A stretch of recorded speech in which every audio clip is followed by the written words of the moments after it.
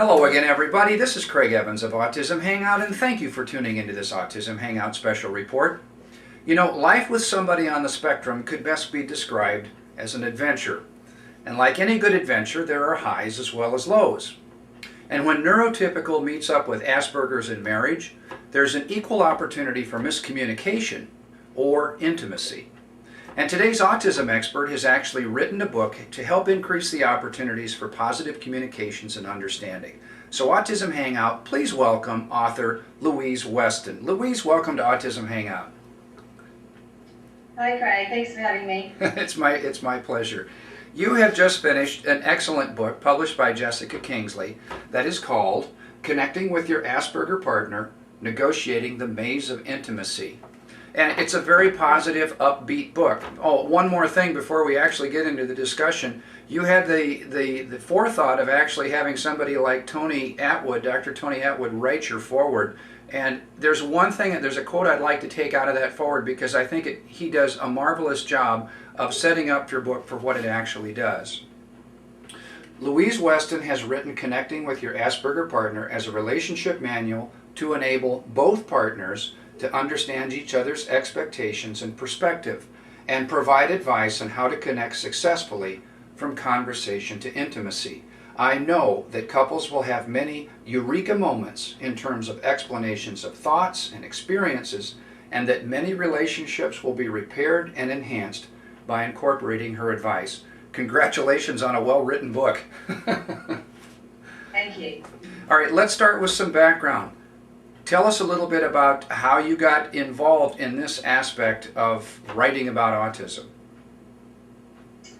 Well, my hubby and I have been married for 10 years, and after about 7 years, I thought there's something not quite right here. And he also thought there was something different about him. Well, actually, he's thought that all his life. And one day he said, after 7 years, he said, "I'm so much like that boy across the road." And I said, "Oh, what do you mean?" He said, "Well, when I was 3 years old, I would pull my toys apart, and Mum and Dad would say, you know, what are you doing?" And he had the intelligence at that age to be able to fix it, put it back together. He was more intrigued of how the toy worked rather than playing with it or playing with other friends. The reason I wrote this book was I started to stand back, and I'd like to give advice to people watching this. Rather than trying to fix your Asperger partner, just stand back and observe and just see what's making them frustrated. Why are they doing that? Why are they yelling at me? And it can be something as simple as too many bright lights, too much noise, the telephone keeps ringing, a bill just came in, the children are screaming. So I just encourage people to observe and empathise with the Asperger. It's a huge point, and to get into their world. Enter into the Asperger's world, and eventually you will connect. We had a very, very good courtship, very good communication skills. He wrote lots of love letters, and he's very practical and very attentive to detail, very loyal. Virtually I was his special interest, which was really lovely. Well, you've already mentioned three or four of the most approved or appreciated traits of somebody with Asperger's syndrome. Honesty, I mean, as it relates to being able to communicate with these people, they will tell you what's on their mind. But that also has a possible dark side, as many of us that have worked with Asperger's know. Sometimes blunt or harsh words come along. Sometimes meltdowns come along. So tell us a little bit about how you would approach things like blunt or harsh words or meltdowns in your relationship. Okay. Well, I've written a chapter about that. It's called Surviving Blunt and Harsh Words. Basically, you have to learn to ignore it. That's one strategy.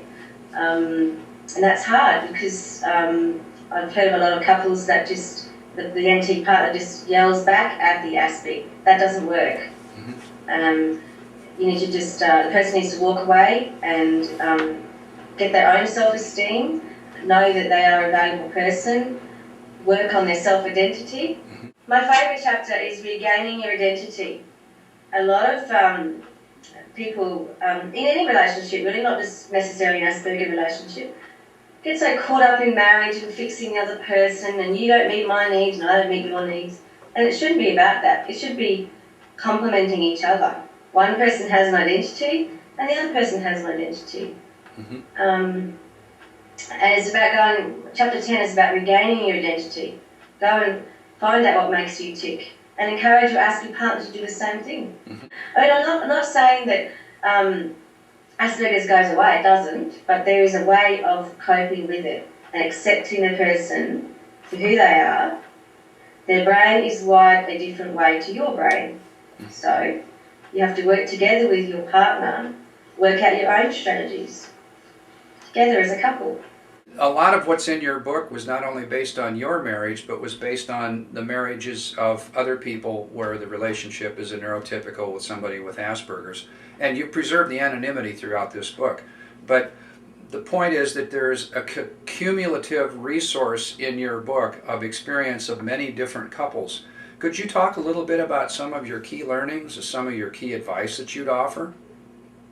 You don't think that if I talk about the last chapter, that people who are hanging on by a thread and are really, really angry at their partner because they've been abused for 30 years or whatever, they're not going to go, what is this woman talking about? She's just too positive. Why are you so positive? Because I have a lovely husband. I have a good relationship. Okay. And you also value you value your Aspie. You value the traits that are so strong and present in this person. Yeah, you just focus on those. You don't keep being needy. You don't keep carrying on about things. I want to reiterate one other thing that you said, which is focusing on the positives. How can somebody focus more on positives if they start to feel drained or their energy is low? I guess it's in combination with having no expectations. You know, don't expect your Asperger partner to do lots and lots of things to comfort you because they may not know how. So focus rather on practical things. You know, is he going to mow the lawn for you? Is he going to do the ironing for you? A lot of Asperger men are practical and they like doing housework. They might want to maybe encourage them to make a cup of tea. Oh, you make a great cup of tea, honey, you know? Instead of always wanting the hugs and them to listen to you and cope with your emotions because they don't really know how. You have to teach them. One other thing I picked up from your book is that when dealing with somebody on the spectrum, rules and consistency are a very positive tool that can be used. If you need your partner or mate to do something, discuss it, write it down, talk about the rules associated with it, and that's the best way to be upfront about your needs and your expectations. Yes. You also have a chapter in there as it relates to intimacy between the two partners. We're not going to go into that because this is a family show, but it deals a lot with rules and expectations and understanding your Aspie and how difficult it may be for them to be in an emotional state at the same time to be in a physical state. And so I actually commend you for that chapter. Is there anything else you'd like to add to that? Make the most of the intimate moments when they occur, whether they be emotional or sexual or just physical touch. Just make the most of them.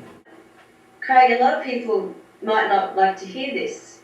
If they're hanging on by a thread and they hate their partner or they're very angry, they may not be at this point, but I'm at this point where I've been through the grief. I've been through the loss of the dream, but now I have a different dream. And this is my husband and this is me. And we have a unique partnership. He's extremely logical. I used to be really emotional, I'm not so emotional now because I've learned that there's no point in doing that. So you complete each other. We're a great team. And that's what I love about my last chapter of my book. It's called The Unique Partnership. My book is about hope. It's a journey. It takes you along a journey of self-discovery and connecting eventually, okay? But don't give up hope. There is hope. Happiness can be found in an ASNT relationship. Louise, how can people get more information on you and your book? My website is not up and running yet. It'll be up and running hopefully by the middle of August. It's www.louiseweston.com.au. Louise, thank you for joining us today. Thank you for taking the time to tell us a little bit about your personal life and how that is going to help so many other people in relationships where there's a neurotypical and an Aspie. Thank you for what you do for autism. And thank you for introducing me to Skype and also Autism Hangout. I think it's an excellent website. Thank you. A lot of resources. Yeah, there's a lot of good people writing a lot of good books today. I hope you write another one in the future, and if you do, please come back and we can talk about it again. Okay. And thank you, Autism Hangout. I'll be back again soon with another special report.